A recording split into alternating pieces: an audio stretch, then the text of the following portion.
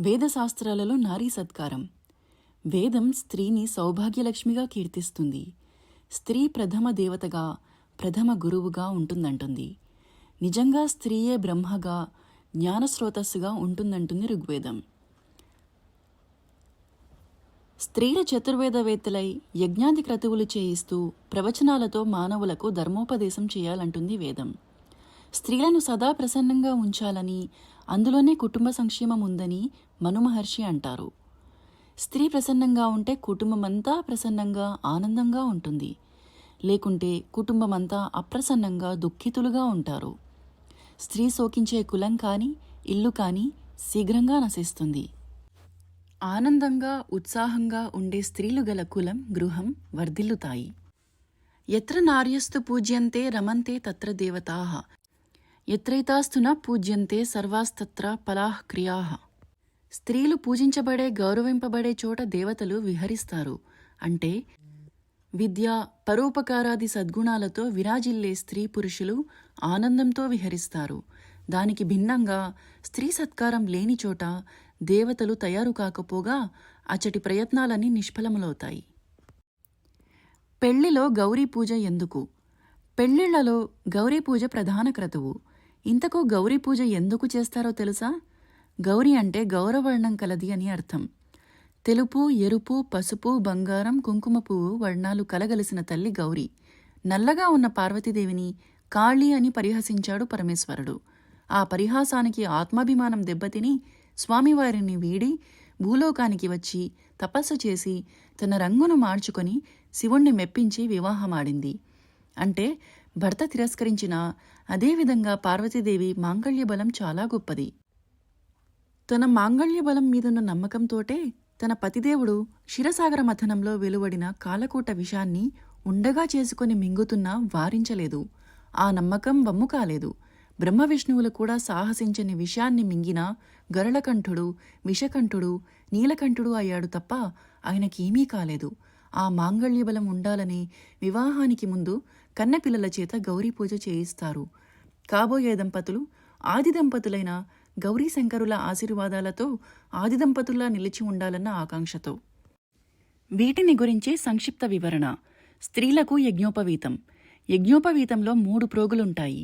అవి మన భుజంపై 3 రుణభారాలుంటాయని గుర్తు చేస్తాయి. మొదటి ప్రోగు పితృరుణాన్ని తెలుపుతుంది.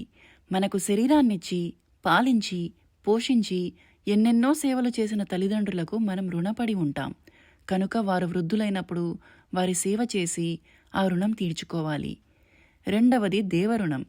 మన శరీరాలు పంచభూతాలతో, భూమి, జలము, అగ్ని, వాయువు, ఆకాశాలతో నిర్మితమై వాటితోనే జీవిస్తాయి. అంతేకాక వాటిని కలుషితం చేస్తూ ఉంటాయి. కనుక అగ్నిహోత్రం చేస్తూ, వాతావరణాన్ని శుద్ధి చేస్తూ ఆ రుణం తీర్చుకోవాలి. మూడవది ఋషి రుణం. దీనిని జ్ఞానరుణం, విద్యారుణం అంటే తేలికగా అర్థమవుతుంది. జన్మనా జాయతే శూద్రః సంస్కారాద్ ద్విజ ఉచ్యతే. ఏ వర్ణంలో పుట్టినా జన్మతో అందరూ శూద్రులే. వారి వారి విద్యాయోగ్యతలను బట్టి, సంస్కారాలను బట్టి, గుణ కర్మ ప్రవృత్తులను బట్టి ద్విజవర్ణాలు ఏర్పడతాయి. కనుక ఈ సత్యాన్ని గుర్తించిన వారంతా యజ్ఞోపవీతాలు ధరించాలి. 3 రుణాలను తీర్చుకోవడానికి సదా యత్నించాలి. స్త్రీలకు వివాహమే ఉపనయనమట. పతిసేవయే గురుకుల వాసమట. వేదమంత్రోచ్చారణకు స్త్రీ శరీరం అనుకూలంగా లేదట. అందుచే స్త్రీలు వేదమంత్రాలు పఠించకూడదట. ఇటువంటివే మరికొన్ని కారణాలు చెబుతారు. ఇవి ఎంతవరకు హేతుబద్ధమో మీరే ఆలోచించండి. వాల్మీకి రామాయణంలో కౌసల్యాదేవి మంత్రోచ్చారణ చేస్తూ అగ్నిహోత్రం చేసినట్లు, సీతాదేవి సంధ్యావందనం చేసినట్లు, వాలి భార్య తార వేదమంత్రాలతో స్వస్తివాచన పాఠం చేసినట్లు స్పష్టమైన వర్ణనలున్నాయి. కాళ్లు కడిగి కన్యాదానం. సాంప్రదాయక పద్ధతిలో అత్తమామలు గాని లేదా వారి పక్షంలో మరి ఒక జంట గాని వరుని కాళ్లు కడిగి వరపూజ చేసి కన్యాదానం చేస్తారు.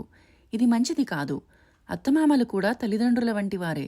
కనుక వారితో కాళ్లు కడిగించుకోవడం సభ్యతగా ఉండదు. ఇంతేకాక వేదాలలో ఆ విధమైన సంకేతాలేవీ లేవు. వాల్మీకి రామాయణంలోనూ లేవు. వైదిక వివాహంలో పైక్రియ చేయించరు. పారస్కర గోభిలాయన గృహ్య సూత్రాలలో సూచించిన విధంగా వధువు చేత వరపూజ చేయిస్తారు. కాని పై విధంగా కాదు. వధువు తన ఇంటికి వచ్చిన వరునికి స్వాగతం పలికి వరమాల వేసి తన ఆతిథ్యాన్ని స్వీకరించమని కోరుతుంది. అర్ఘ్యపాద్యములు నీళ్లను అందచేస్తుంది. వరుడు ఆ నీటి పాత్రను తీసుకొని కాళ్ళు చేతులు ముఖం తానే కడుగుకుంటాడు. వధువు సాయం చేస్తుంది. ఆచమనం చేయించి పెరుగు తేనె నెయ్యి కలిపిన మధుపర్కాన్ని ఇచ్చి స్వీకరించమంటుంది. తమ వైవాహిక జీవితం మధుమయం కావాలని సంకల్పం చేస్తూ వరుడు దానిని ఆరగిస్తాడు. వధువు చూసి సంతృప్తి చెందుతుంది. అనంతరం కన్యాప్రతిగ్రహణ క్రియ జరుగుతుంది. ముందుగా వరుడి కుడి చెయ్యి చాచగా వధువు తల్లిదండ్రులు వధువు యొక్క కుడి అరచేతిని పైకొంచి వరుని అరచేతిలో పెట్టి గోత్రనామాలు చెప్పుకొని గ్రహించమంటారు. వరుడు ప్రతిగృహ్ణామి అంటూ స్వీకరిస్తాడు. అంటే ఇక్కడ గ్రహణ ప్రతిగ్రహణాలు జరిగాయే కాని దానం కాదు. అందుచేతనే శాస్త్రాలలో కన్యా ప్రతిగ్రహణం అనియే పేర్కొన్నారు. కన్యాదానం అనే పదాన్ని కన్యా ప్లస్ దానం అని కాక కన్యా ప్లస్ ఆదానం, కన్యాయాహ ఆదానం అనే భావంతో చెప్పడం మంచిది. స్థూలంగా ఆలోచించిన కన్య గోవు భూమి బంగారం వలె దానమిచ్చే వస్తువు కాదు కదా. అట్లయితే వరుడు బంధుమిత్రులతో మేళతాళాలతో కన్య ఇంటికి రావాల్సిన అవసరం ఏముంది? వైదిక వివాహంలోని విశేషతలు. ప్రాచీన కాలంలో అందరి ఇండ్లలోనూ ఒకే రకంగా వివాహాది సంస్కారాలు జరిగేవి. తరువాత పౌరాణిక పద్ధతులు ప్రచారంలోకి వచ్చాయి. వీటిని సంప్రదాయ పద్ధతిగా పేర్కొంటున్నారు. అవి కూడా భిన్న భిన్నంగా కులాన్ని బట్టి, ఉపకులాన్ని బట్టి, వంశాన్ని బట్టి కొద్ది మార్పులతో చేర్పులతో జరుగుచున్నాయి. గుణకర్మలను బట్టి ఏర్పడవలసిన వర్ణ వ్యవస్థ నేడు జన్మమూలక కుల వ్యవస్థగా స్థిరపడింది. సాంప్రదాయక వివాహము వైదిక వివాహానికి వ్యత్యాసం. సాంప్రదాయక వివాహములో వధూవరులచే రక్షాబంధన ధారణ ఉంటుంది. అదే వైదిక వివాహములో వధూవరులిరువురి చేతను నూతన యజ్ఞోపవీత ధారణ, దైనిక అగ్నిహోత్రం జరుగుతాయి. సాంప్రదాయక వివాహంలో వరునిచే రెండవ యజ్ఞోపవీత ధారణ జరపబడుతుంది. అదే వైదిక వివాహములో వధువుకు కూడా యజ్ఞోపవీత ధారణ చేయించినందున వరునకు ఒకటియే చాలు. సాంప్రదాయక వివాహంలో కాళ్లు కడిగి కన్యాదానం జరుగుతుంది. వైదిక వివాహంలో వరునికి స్వాగత సత్కారాలు వధువుచే చేయిస్తారు. అర్ఘ్యపాద్యాలు ఇస్తే వరుడే కాళ్లు కడుగుకుంటాడు. అనంతరం వధువు మధుపర్కమిచ్చి సత్కరిస్తుంది. తరువాత కన్యా ప్రతిగ్రహణం జరుగుతుంది. సాంప్రదాయక వివాహంలో మాడపై జీలకర్ర బెల్లం పెట్టడం ఉంటుంది. అయితే ఇది ప్రాంతీయ ఆచారం కనుక వైదిక వివాహంలో భాగంగా చేయవచ్చును. ఇది ఆరోగ్యం కొరకు కావచ్చు. అలాగే సాంప్రదాయక వివాహంలో బండికాడి రంధ్రంలో నుండి నీరు పోసి వధువును శుద్ధి చేయటం ఉంటుంది. వైదిక వివాహంలో మాత్రము ఇది జరుగదు. ఇది వేదాలలో ఎక్కడా కూడా లేదు. వేదానికి భిన్నంగా ఉంది కనుక చేయకూడదు. సాంప్రదాయక వివాహం ప్రకారము మాంగళ్యధారణ, తలంబ్రాలు, ఆశీర్వాదం జరుగుతాయి. అయితే వైదిక వివాహంలో మాత్రము ఇవి ప్రాంతీయ ఆచారాలు కనుక వివిధ హోమాలు, ప్రమాణాలు చేయించిన తరువాత వీటిని చేయిస్తారు. సాంప్రదాయక వివాహంలో మాంగళ్యధారణ, తలంబ్రాలు, ఆశీర్వాదం అనంతరం కొంత విరామం తరువాత కొందరి ఇండ్లలో మాత్రమే వివిధ హోమాలు, పాణిగ్రహణ, లాజహోమ, శిలారోహణ, సప్తపది క్రియలు చేయిస్తారు. వైదిక వివాహంలో మాత్రం అందరి ఇండ్లలోనూ పాణిగ్రహణ, శిలారోహణ, లాజహోమ, సప్తపది క్రియలు చేయిస్తారు. ఆయా క్రియలతో ప్రతిజ్ఞలు చేయించి వివరిస్తారు. అనంతరమే ఆశీర్వాదం ఉంటుంది. బండికాడి రంధ్రంలో నుండి నీరు. ఈ క్రియ ఈ మధ్యకాలంలో వచ్చినదే. అన్ని గ్రంథాలలోనూ లేదు, కొన్ని గ్రంథాలలోనే ఉంది. దీనికి ఒక కథ కల్పించి చెప్పబడింది. అపాల అనే స్త్రీకి కుష్ఠరోగం కలిగి చాలా కాలం పెండ్లి కాలేదట. ఇంద్రుని అనుగ్రహం కొరకు ప్రార్థించేది. ఒకనాడు స్నానం కొరకు నదికి పోయి స్నానం చేస్తూ ఉండగా ఒక పెద్ద సోమలత నదిలో కొట్టుకొని వచ్చుచుండగా చూచింది. దానిని అందిపుచ్చుకొని కొరికి నమిలి ఆ రసాన్ని ఇంద్రుని కర్పించిందట.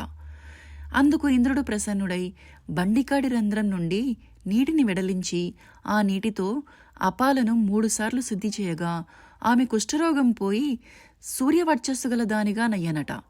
ఈ కథ కన్యానాయతి అను వర్గంలో బృహచ్చులు వ్రాసారని చెబుతారు.